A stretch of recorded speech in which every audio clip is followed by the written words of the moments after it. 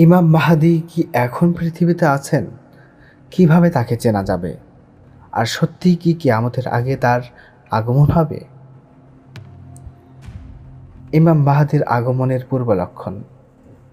আবু দাউদ শরীফের একটি হাদিসে বর্ণিত আছে, যখন পৃথিবী জুলুমে ভরে যাবে, যখন মুসলিমদের মাঝে বিভক্তি দেখা যাবে, তখন একজন নেতা আবির্ভূত হবেন। আর তার বংশধর হবে ফাতিমা রাদিয়াল্লাহু তাআলা আনহা-এর বংশধর থেকে। নাম হবে মুহাম্মদ, পিতার নাম হবে আব্দুল্লাহ। তিনি মক্কার কাবাঘরের পাশে বাইয়াত গ্রহণ করবেন।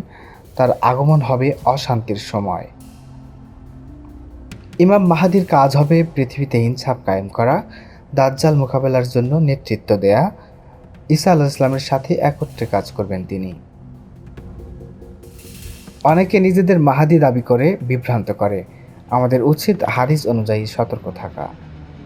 ইমাম মাহদীর আগমনের আগেই আমাদের প্রস্তুত হতে হবে। ঈমান মজবুত করতে হবে, নামাজ কায়েম করতে হবে, কোরআন বুঝে বুঝে পড়তে হবে।